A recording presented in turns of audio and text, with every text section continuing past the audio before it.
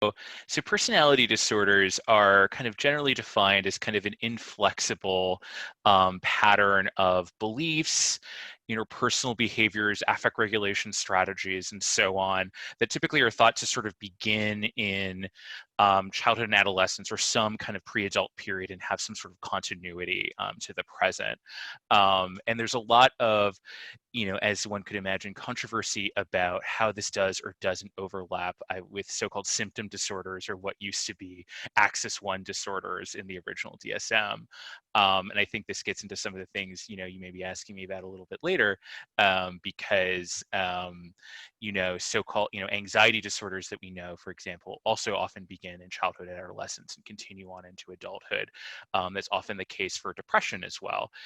So kind of what are the things that kind of distinguish a personality disorder from these so-called symptom disorders or Axis 1 disorders? And I think this kind of question of kind of either the heterogeneity or the homogeneity of these constructs like depression and anxiety sort of have a bearing on kind of our understanding of personality disorders and what's really distinct. People sometimes in the personality disorder literature often sort of talk about, depression secondary to personality patterns, that, the patient's depression is brought on in a way by their inflexible, rigid, or extreme way they respond to the world, as is typical in a personality disorder, or that their anxiety is similarly kind of influenced by that. So does that mean it's no longer an Axis 1 symptom disorder? Does that mean it's a personality disorder? I think that there's a lot that needs to be sorted out in the field. And I think we actually, apart from some recent efforts to sort of link everything together in kind of a hierarchical manner and sort of say these things are all part of the same umbrella or picture, I think there's a lot of work that needs to be done to better define that kind of from a psychopathological perspective. Thanks.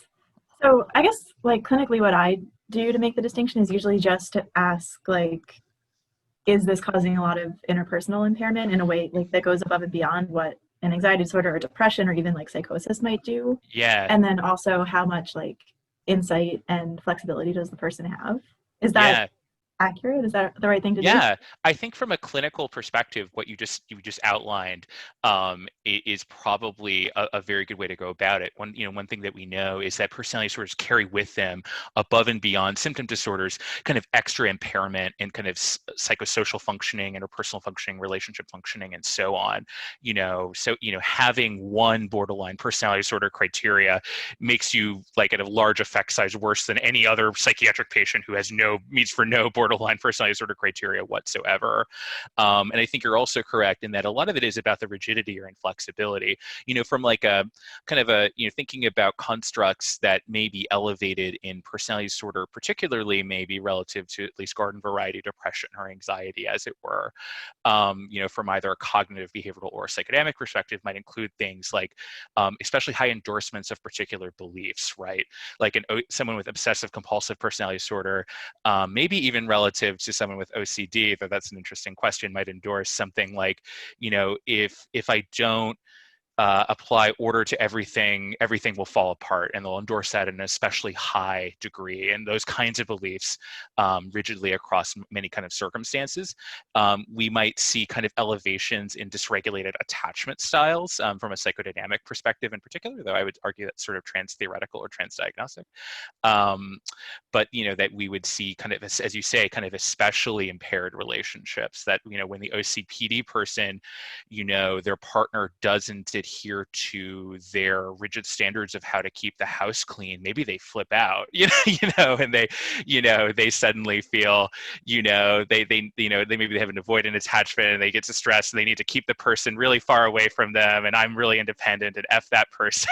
I don't need anyone at all. And suddenly they're kind of down a spiral, right? That's, maybe someone with just pure depression or whatever wouldn't necessarily get into, at least so regularly and so often, right? It's sort of, you can kind of time your clock in kind of a prototypical, if we're talking in kind of extremes, you can kind of time your clock on the interpersonal dysfunction, whereas someone with kind of standard depression might get bugged by lack of order in the house or something like that, but it probably wouldn't trigger this kind of huge spiral in a way that kind of crosses self and interpersonal functioning. Cool. Thank you. Another question. So in this lecture, I'm also kind of talking about like normal personality and that old debate about whether personality is like stable across contexts or not. And so it kind of seems to me like another difference maybe is that for people with personality disorders, their traits are really stable across contexts, and that's not typical of normal personality. Right, that there may be, I think you're right. I actually think this is an empirical question that hasn't been investigated nearly enough. I would say, the notion that someone with personality disorder is going to kind of act with the same strategy in multiple situations, in multiple contexts, and there's going to be much more kind of correlation between their behavior in one case and their behavior in the next case versus someone who either, what we would say like qualitatively is like a personality style, which is probably just a lower variant of these same traits that make one say that one has a disorder, or someone who doesn't have those features at all. Maybe there's some situations where they're a little pokey, to use the obsessional case, about the order in their life or their structures or their schedules or whatever. But they could show some flexibility, or would be more likely in another example to be like, honey, I'm sorry, like I do want the house to be arranged this way, but it's not that big a deal, and I, they, but I think that's right on the money. And I think that would be a really great kind of interpersonal study of how that applies, using things like EMA or things like that. But yeah.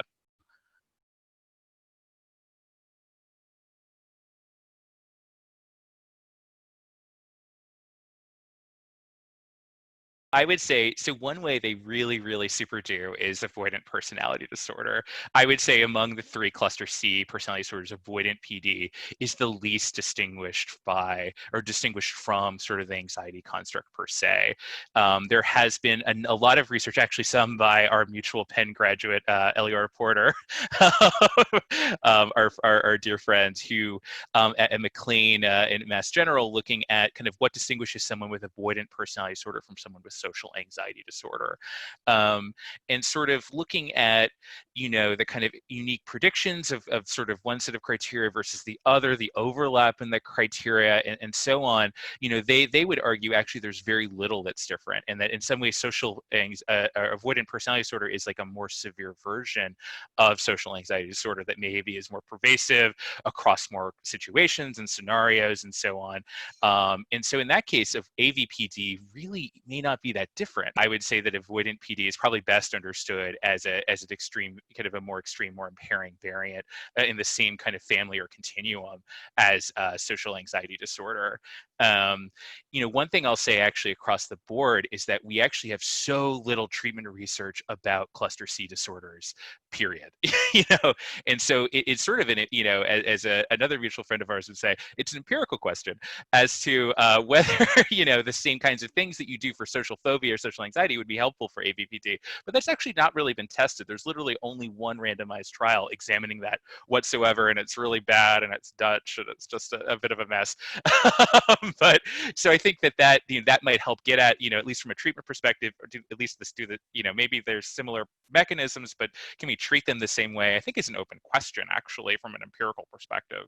I would say on the furthest end would be dependent personality disorder. We don't, dependent personality disorder describes someone who, is like very clingy in a way. So someone who like kind of in a more extreme example, might literally kind of think that on some level that they can't function without another person, and that they're someone, let's say they get into a relationship that could be termed abusive in some ways, they, if their partner is asking them to do, kind of more and more extreme things or give up more and more to stay in the relationship, they would feel more of a sense of collapse or sort of terror or what have you about that separation. And as distinguished from someone with BPD who might kind of flip between the polarities of being really angry at that person and being really kind of over attached to that person, maybe the person with a more dependent profile would just stay, might kind of stay at one end of that pole, just kind of stay feeling like I have to be with this person.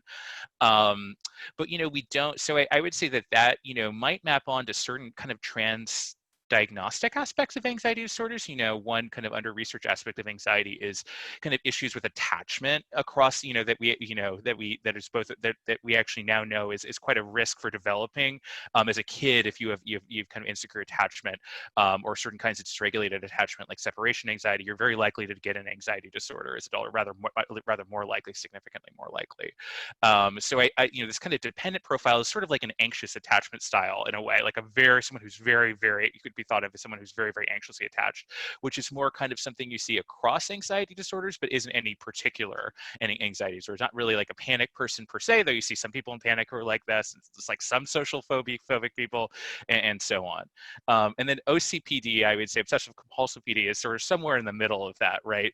There's certainly a kind of non-trivial overlap in kind of comorbidity, and there's elevated comorbidity more than would be expected by chance between obsessive compulsive disorder and OCPD, right? And this might not be surprising, but OCPD, at least kind of where it ends up sort of unique in terms of kind of its symptom profile, is sort of more on that kind of broadband obsessionality and sort of imposing kind of not just like in a ritualistic kind of, oh, I have an anxiety, I need to like mask it, or I've hesitant to talk about this because you are a true expert at OCD. So like I'm getting so students, even doctors have their own anxieties about, about these things, but that they so it's less a bit of that kind of obsession and then kind of compulsing to get rid of the distress or try to mask the distress or whatever.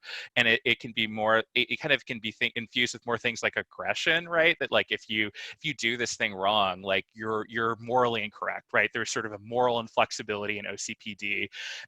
There's sort of a righteousness often in OCPD. And people are, there's much more like, people are much more likely to take it out on other people rather than just get upset or something like that. And other things as well, like kind of almost like verging a little bit on NPD at times. If you don't do this thing just the way I tell you to, I'm gonna like, you are wrong. Actually, you are like, less orderly or less structured than than I am, and that's sort of to be loathed, to kind of loathsome in a way. So I would say that there probably is, one thing that I think we don't understand a lot is sort of what's the common core of obsessionality that probably binds these two things. I would say there's probably risk factors that sort of lead to developing one, the other, or their combination. But I think the jury's a little bit out on that. I don't know if you would agree on that point, but yeah. Yeah, no, thank you. That was a really thorough answer. Yeah, I think that like rigidity and also the moralization of it is the real difference between OCPD and Yeah. OCD. Like it's so obvious the difference. Yeah. And also people who have the comorbidity don't moralize all of their obsessions and compulsions in the Right. same way. It really is about Right. like order and symmetry and doing things in a certain way. Yeah, for sure. And I think there's in ways different. One other thing I would say that's different is that we do know that you can treat OCPD without doing things that are, or at least we have some data that would suggest that you can treat OCPD without kind of exposure and response prevention, let's say. Like, you can treat OCPD, at least there's some data that suggests you can treat it both by cognitive therapy without kind of exposure. It might include some exposure, but without a major exposure focus, and to some extent either with interpersonal therapy or psychodynamic approaches, which I would not recommend for OCD. I would not recommend treating OCD with psychodynamic therapy. Like, frankly, that's not, even though I love psychodynamic therapy and approaches, I think the exposure component is so crucial to treating OCD. And so there's clearly something else going on among the OCPD people, I would say. I think there's a fair indication there's some different underlying processes going on that are targeted in one versus the other.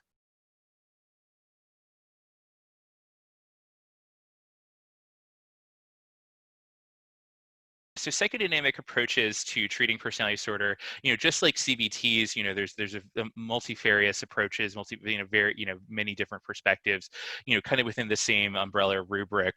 So I would say that psychodynamic therapies for personality disorders often focus on kind of changing, in a way that's similar to schema therapies, would focus on changing kind of underlying personality variables or constructs that sort of give rise to these symptoms or experiences or kind of rigidities of a patient. It might focus on things like, as I've referred to, I guess, a couple times, kind of attachment styles of a patient, sort of characteristic, kind of organized sets of ways they relate in interpersonal intimate relationships in terms of how close they want to be to the person, how far, how much they need the person. When they get upset, is going to a person good or not? Do they kind of counter-dependently reject a person, you know, or do they really, really, really need to be near the person? And if the person can't provide it, they're going to fall apart. Do they have a completely disorganized style that kind of varies and kind of vacillates between the two because of kind of maybe kind of the existence of multiple attachment schemas that don't really cohere with one another? And I think one thing you see across personality disorder are dysregulations and attachment.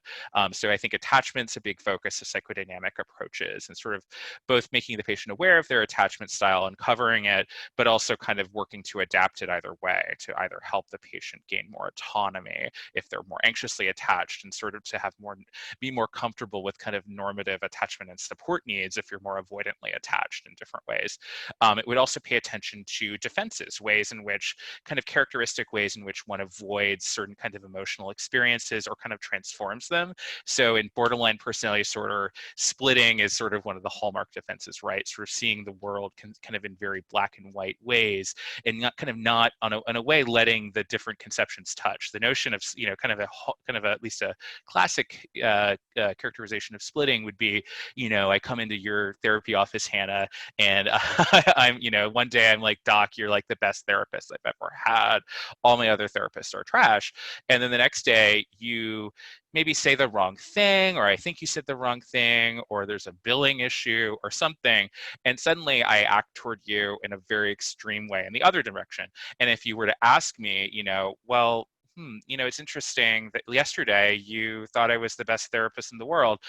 In kind of an extreme case, I wouldn't even tell you. I would be like, you're making that up. You know, I wouldn't be able to kind of, I would have a hard time integrating these different kind of conceptions of you as all good or all bad. You know, there are kind of more, less extreme defenses, like an obsessional person often intellectualizes or rationalizes things to kind of get rid of the affect component.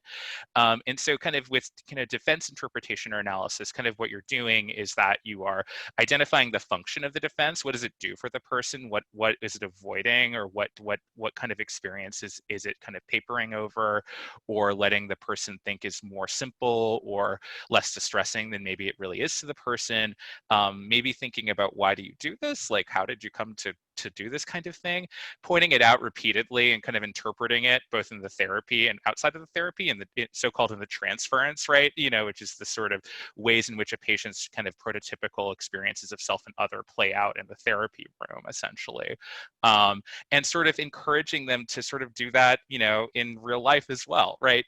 You know, like, you know, here you come in, you say, I'm a really bad person, and then I'm a really good person. Well, this happens probably in your real life as well. And what's, you know, and this is how it affects you in a negative way, right? Kind of linking it to their goals and their treatment, to help make them aware of that and to motivate them to like tolerate that more, and to tolerate the real nuance in their emotional experience. So I think that's one, you know, another aspect. You know, so, you know, and there are kind of other, you know, kind of features as well that a psychodynamic practitioner would focus on. You know, the kind of the core interventions in psychodynamic therapy. So actually, let me give it a specific example. So one therapy I'm trained in is so-called transference focused psychotherapy, which is considered an empirically supported treatment for borderline personality disorder. They'd like to extend it to related conditions like narcissism and so on, but kind of really the evidence is for BPD specifically. And the notion for that is it comes from so-called object relations theory, which focuses on ways we've internalized important relationships in our lives as prototypes. And sort of the notion being that when we all have these prototypes, you know, normal people, every single human being has these prototypes of how relationships operate. But in kind of BPD, kind of the hallmark is that they're kind of, you know, this is a word that keeps coming up, very rigid or very unstable, right? That there's, and that could be for, you know, from a psychodynamic perspective, multiple reasons. Maybe the reason why I want to think Hannah's a bad therapist the second day is because it would be really painful to go from thinking she's really great to thinking she's really bad. You know, I don't want to think that I thought, you know, maybe it'd be easier emotionally if you were always really terrible, you know, then you're just a terrible person and it's me. And maybe that's a thing that I'm familiar with from my childhood or other experiences I've had in my life. I would say modern psychodynamic therapy also includes experiences that aren't like from infancy or things like that. Like I never care about that, frankly, in modern therapy. But yeah, so kind of what, what happens in that therapy is sort of clarifying, what are the clarification, which is sort of what are the facts of a thing the therapies that or the patient's bringing into therapy. What did you feel? What was going on? How did you get into this fight with your girlfriend? And so on. And then kind of trying to listen to that and figure out kind of, well, what are the contradictions or points of tension? So it could be, you came in and you said that you were trying to get sympathy from your girlfriend, but when she gave it to you, you pushed it away. When she gave you that support, you actually said, I'm a piece of shit and I don't deserve it. What do you make of that? Why do you think you were trying to seek out sympathy and then you went and rejected it once you actually got it? And you call that either a confrontation or a bid for reflection. It's sort of noting something that's not quite adding up in the person's experience, and often that in of itself can be helpful for a patient to sort of, or any person, I would say, to sort of be like, well, wait, why was I doing that? And maybe hear to do that kind of reflection.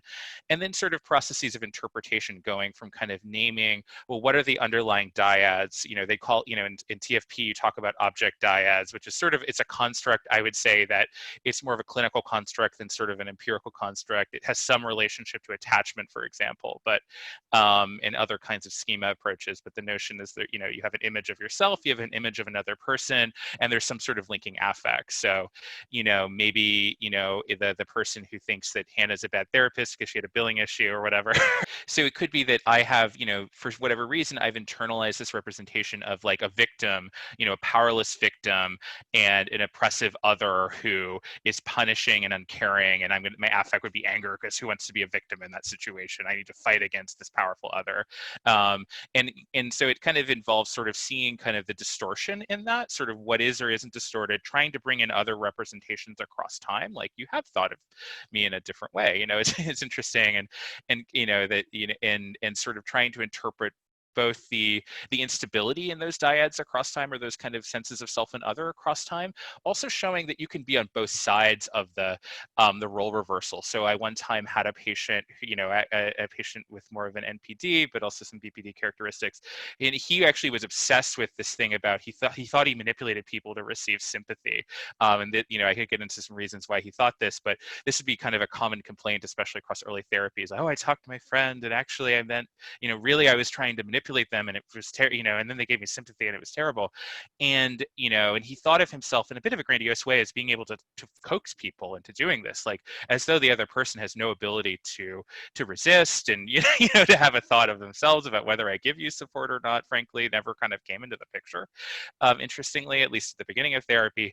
But there was a point in the treatment, in that session where he had this like kind of this kind of uncharacteristically sad affect. I had said something, and he just sort of paused for a while and looked quite sad and dour, and kind of moved on in his, with something else. And I sort of stopped, and I was like, what was going? It seemed like you were actually looking quite sad, for a moment there. And I wanted, I was curious, what was going on, or I wanted, it was, was that important, do you think?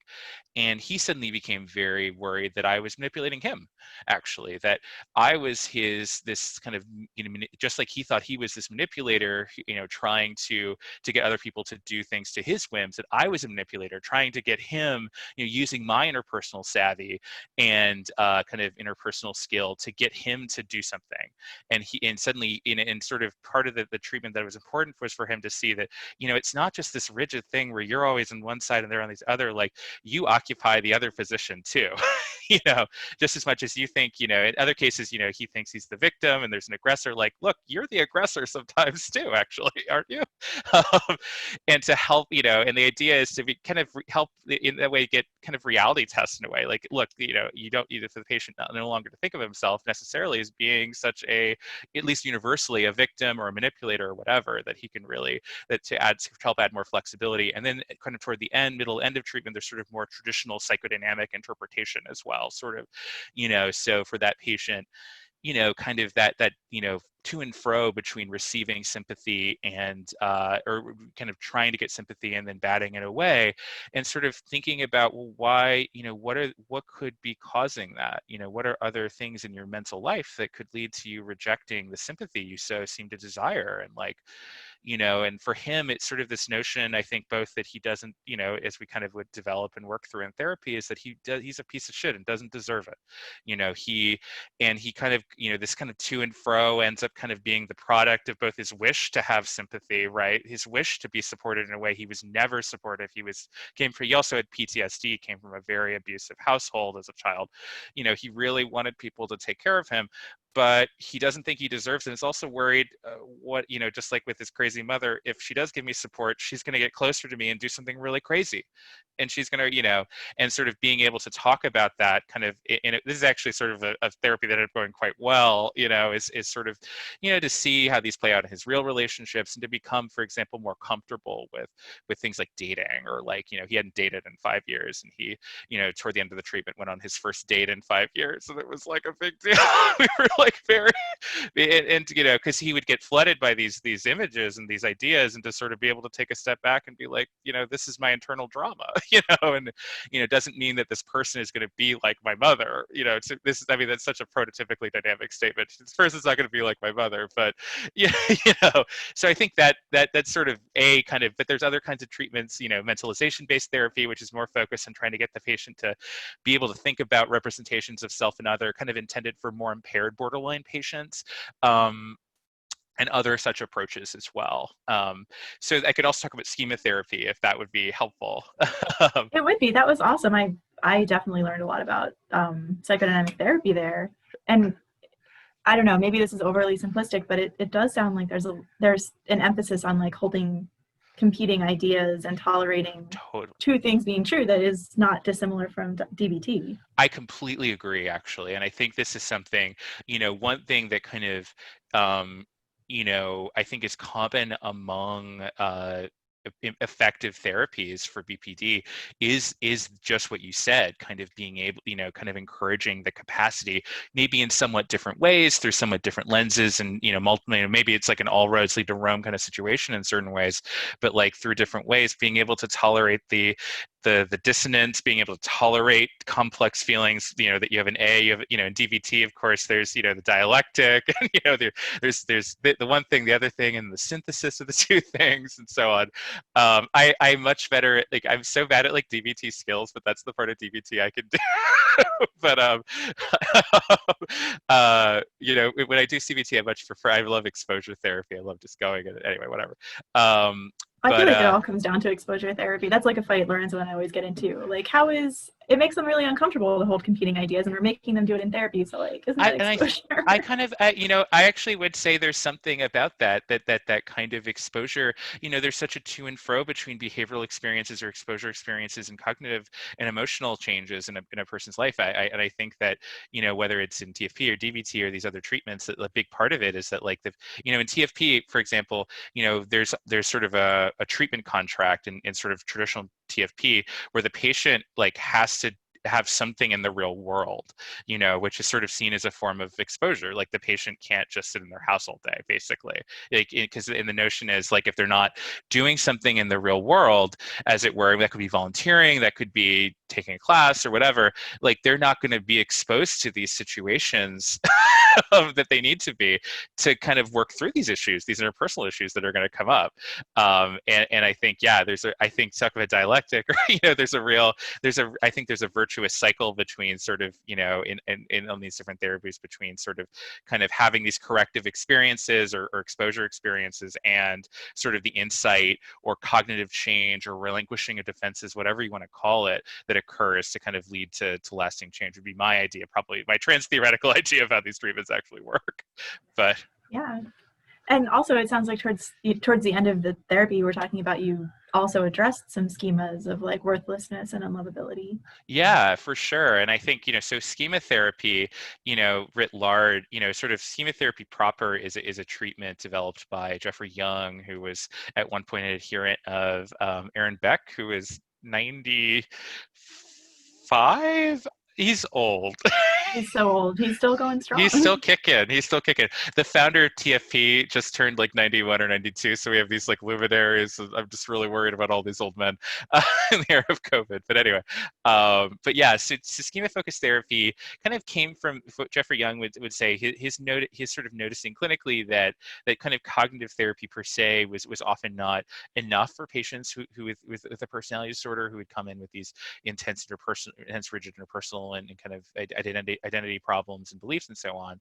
And so schema therapy is kind of it's ostensibly a CBT, but it's kind of an integrative treatment, like at least in how it's manualized, in that it combines, in a way, kind of this like object relations perspective, like from TFP, right? In the form of the schema, which he would say is like an organized pattern of behavior, affect, cognition, all these different things that get activated like as a package, right? That you get the schema activated. Let's say you're they have all these names, and I struggle with all like they have like a billion specific, like so like the vulnerable child I think is one, and so the vulnerable child, there's a behavioral strategy which is to recede from contact from the parents, and sort of the emotion is like intense fear and so on, and that these get activated kind of as a unit, like an organized unit of some kind. And he also would say that these things come about from childhood adolescent experiences, at least most prominently. Where so that's actually, I think, an overlap between dynamic therapy and schema therapy, frankly. Where it differs a little bit is it combines both kind of cognitive behavioral and sort of more cognitive interventions. I think those are still part of the schema therapy toolkit, like cognitive restructuring, examining thoughts, and so on. But it kind of the secret sauce of schema therapy is what they'd call like experiential techniques. So this could involve, and this is a reason why I think I would have trouble doing schema therapy. I know about schema therapy. I've never been trained in it, but is that it would involve things like having a conversation with that schema, let's say using chair work or something like that, that you're going to, you as like the healthy adult mode or the healthy adult schema are going to sit across the chair, from the chair from like the vulnerable child or whatever, and have some sort of dialogue, or you're going to have like almost like a script rewriting with a parent or something who treated you in a really bad way. This therapist also engages in what's called limited reparenting, which is like a creepy term to me for some reason. I just don't. like I don't, I don't want to, I don't want to limitedly reparent anyone, but I suppose I do sometimes. But yes, but I think the notion is that the patient is going to have a corrective experience within the therapeutic relationship, which is something that dynamic therapists talk about as well. To be fair, some dynamic. I think the TFT therapists may not talk about that, but other kinds of therapists might. They also would include some behavioral techniques like okay, you as the vulnerable child get activated in such and such a situation at work. Well, now that we've equipped you with all these things and you've talked with the vulnerable child or what have you, like you're going to go into that place of your work and do and expose yourself to the thing that you're afraid of or whatever. And so it's sort of viewed as kind of being able to like eliminate these kind of maladaptive schemas and build this like so-called healthy adult mode that is like competent. And I always, one of my critiques of it of schema therapy is that it's interesting. There's one healthy mode and there's a bajillion maladaptive modes. Like there's one way to be a healthy adult, but I think on the whole, like I think what's captured by it is sort of this notion that there are these kind of different styles, and in TFP, I think that would be indexed by like different kinds of dyads in a different way. I think there's fewer, and they would call something like a paranoid dyad or like an aggressive dyad or a dismissive dyad or something like that. But I would say there is some overlap because I think the dyads are also imagined to be these kind of organizing things in the same way. So I think so in schema therapy, is also I'm trying to think of